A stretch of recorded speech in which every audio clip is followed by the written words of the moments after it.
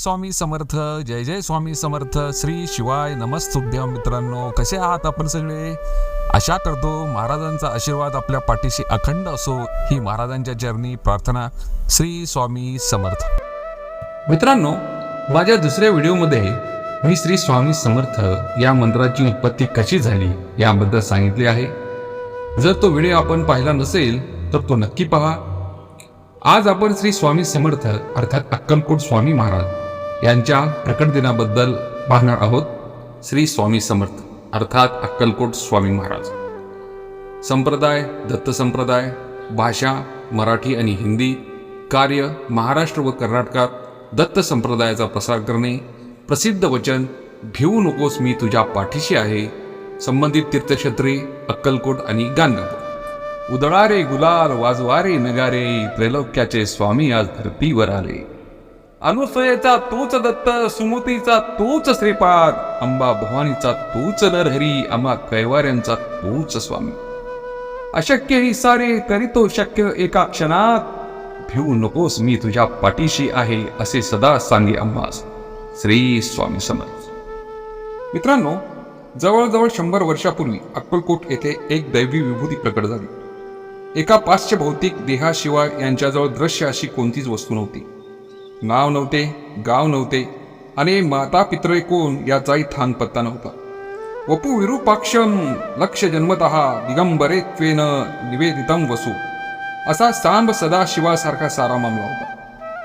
अशा या लोकविलक्षण विभूतीला सत्पुरुष म्हणावे तर शिष्टमान्य संकेताच्या पलीकडे ही विभूती वावरताना दिसे. असत्पुरुष म्हणावे तर ते त्याहूनही कठीण. देही असले तरी कधी देहभावात असत तर कधी नसत. आसक्त म्हणावे तर त्याहूनही कठीण. बाल म्हणावे तर प्रौढ आणि प्रौढ म्हणावे तर बालाहून बाल. अशा परस्पर विरुद्ध गुणसमुच्चयाने विलसणाऱ्या या विभूतीला मग लोक अक्कलकोट निवासी स्वामी समर्थ या नामाभिधानाने ओळखू लागले. उपनिषदात एका आत्म्याच्या ठिकाणी असा परस्पर विरोधी गुणांचा मेळावा गुण्यागोविंदाने नांदतो. असे तदेच जती तनेच जती तदुरे तद्वंतिके तदंतरस्य सर्वस्य तदु सर्वसास्य वाह्यता. स्वामी समर्थांच्या बाबतीत फक्त त्यांचा देह दिसत होता एवढेच, पण बाकी सर्व या मंत्रात सांगितल्याप्रमाणेच अव्यक्त आत्मगुणांची मांदियाळी यांची ठाई सदैव विलसत असे. मित्रांनो, स्वामी समर्थ महाराज कधी आले, कोठून आले, ते कोण होते याबद्दल कोणालाच काही माहिती नाही. पण स्वामी सुत नावाचे त्यांचे एक अतिशय महान भक्त होऊन गेले. त्यांना स्वामी समर्थ आपला मुलगा म्हणायचे. त्यांच्या अनुभवावरून आपल्याला समजेलच की स्वामी कसे प्रकटले. तर स्वामींच्या प्रकटण्याची हकीकत ही अशी आहे. मित्रांनो, शेकडो वर्षापूर्वी पंजाब प्रांतात हस्तिनापूर पासून 12 कोस म्हणजे जवळपास 24 किलोमीटर अंतरावर छेली खेडा नावाचे एक गाव होते. त्या ठिकाणी विजयसिंह नावाचा एक लहान मुलगा आपल्या भाऊ आणि भावजाई बरोबर राहायचा. तो मुलगा कोणाही बरोबर मिसळायचा नाही. तर तिथून थोड्याशा अंतरावर असणाऱ्या साधारण पडक्या अशा जागेत एक खूप मोठा वटवृक्ष होता. त्यात एक छोटीशी दिवळी होती आणि त्यात एक छोटी गणपतीची मूर्ती होती.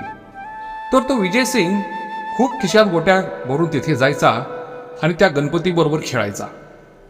पण तो मुलगा गणपतीला आपला मित्र म्हणून त्याचाही डाव स्वतःवरच घेऊन खेळायचा.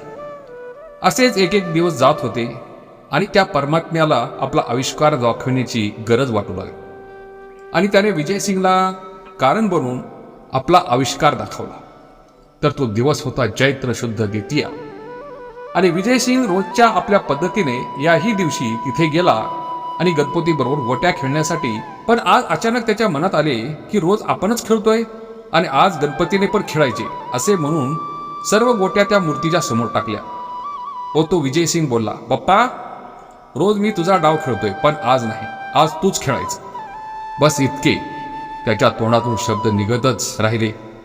धरणी कंपित होऊ लागली. सर्वत्र ठग जमून अंधार होऊ लागला. वारे वेगाने वाहू लागले आणि कुणालाच काही कळेना की काय होतंय. पण काय करणार, ती अद्भुत शक्ती आज प्रकटणार होती आणि तिच्याच आगमनाची ही पूर्वसूचना होती. आणि ज्या ठिकाणी गणेश मूर्ती होती त्या ठिकाणी धरणी दुभंगून एक 8 वर्षाची अतिशय तेजस्वी एक बालमूर्ती प्रकटली. आणि तेच दुसरे तिसरे कोणीही नसून प्रत्यक्ष परब्रह्म श्री स्वामी समर्थ महाराज. आणि त्या दिवशी तो विजयशिंग गोट्या खेळताना तेव्हा स्वामीकडून हरला आणि बालरूप स्वामीने त्याला गोट्या उधार दिल्या आणि परत भेटण्याचे वचन देऊन ते गुप्त झाले. थोडक्यात स्वामींचा अवतार हा पंजाब प्रांतात हस्तिनापूर येथून 12 कोस म्हणजे जवळपास 24 किलोमीटर अंतरावर छेरीखेडा नावच्या गावात वटवृक्षाच्या जवळ गणेश मूर्तीच्या शेजारी झाला होता. आता शंका ही उपस्थित होईल की ही गोष्ट कशी काय कळली. मग या गोष्टीचा उलगडा असा झाला. कोकणातील हरिभाऊ अर्थात स्वामी सूत हे अक्कलकोटला आले होते आपल्या ऐहिक इच्छापूर्तीसाठी. तेव्हा ते तिथे काही दिवस वास्तव्याला होते आणि एके दिवस स्वामींनी त्यांना जवळ बोलावलं, मांडीवर घेतलं आणि सांगितलं की आजपासून तू माझा सूत झालास. सर्व घरदार सोडून दे आणि दर्या किनारी माझी ध्वजा उभी कर. हे ऐकून हरिभाऊला खूप रडू कोसळलं, कारण ते इथे ऐहिक इच्छापूर्तीसाठी आले होते आणि महाराज तर सर्व सोडायला सांगत आहेत. हे पाहून त्याला थोडं रडू कोसळलं. तेव्हा स्वामी त्याला म्हणाले, अरे रडतोयस काय, माझे पोट बघ किती मोठे आहे ते, किती मोठे आहे ते, त्याच्यावर हात फिरव बघू. आणि ज्यावेळी हरिभाऊंनी तसे केलं त्यांना ध्यान लागले आणि त्यामध्ये त्यांना आपले सगळे जन्म आठवू लागले आणि त्यातील त्यांना एक आपलाच जन्म आठवला. विजयसिंग म्हणजे दुसरं तिसरं कोणी नाही तर तो स्वामी सुतांचाच पूर्व अवतार होता. आणि त्यानंतर या सर्व गोष्टीत उलगडा झाला आणि या गोष्टीला स्वतः स्वामींनी मान्यता दिली आहे. ती पुढील प्रमाणे. मित्रांनो, आपल्याला माहीतच असेल स्वामी प्रकट दिनाचा उत्सव स्वामी सूत महाराजांनी सुरू केला. ज्यावेळी स्वामी सूत महाराज हा उत्सव अक्कलकोटमध्ये करत होते तेव्हा भुजंगासारख्या भक्तांनी स्वामींना प्रश्न विचारला, स्वामी सूत हे काय करत आहे. तेव्हा स्वामींचे उत्तर असे होते, भुजंगा, माझा बाळ मी सदेह प्रकटलेल्या दिवसाचा उत्सव करत आहे. नाना रेखी नावाचे अहमदनगरचे स्वामी भक्त होते. ते स्वामी सुतांच्या सांगण्यावरून अक्कलकोटला आले होते. ते पिंगला ज्योतिष विद्येत पारंगत होते. स्वामींनी त्यांना आज्ञा केली की माझी कुंडली बनवू. तेव्हा त्यांना खूप आनंद झाला आणि त्यांनी लगेचच कुंडली बनवण्याचं काम सुरू केलं आणि काही दिवसातच कुंडली बनली आणि त्यातील स्वामी प्रकटण्याचा मजकूर वर प्रमाणे होता. स्वामी सूत म्हणतात, माझा स्वामी जो अवतरला आहे तो केवळ भक्तांच्या कल्याणास्तव, भक्तांचा सांभाळ करणे, धर्माचे रक्षण करणे आणि अधर्मियांचा सर्वनाश करणे हेच भगवंताचे प्रमुख कार्य असते. याच कारणासाठी तो आपले नाव रूप बदलून अवतार धारण करत असतो. पण यावेळी परब्रह्माने स्वतःच येणे केले आहे. त्याने कोणताही अवतार धारण केला नाही किंवा इतर कोणत्याही देवतेला पाठवले नाही, तर प्रत्यक्ष पूर्ण परब्रह्म स्वतःच यावेळी आपल्या मूळ रूपात अवतीर्ण झाले आहेत असे स्वामी सूत सांगतात. हस्तिनापूर जवळील छेली या पिघडली जेथे हा परब्रह्म अगदी सहजतेने प्रकट झाले. सहजतेने शब्द वापरण्यामागचा उद्देश स्पष्ट दिसून येतो की हा अवतार 9 मास मातेच्या उदरी राहून प्रसूती पीडा सहन न करता झालेला आहे. आता हा झाला महाराजांचा प्रकट इतिहास. आता आपण महाराजांची पूर्व पीठिका पाहणार आहोत.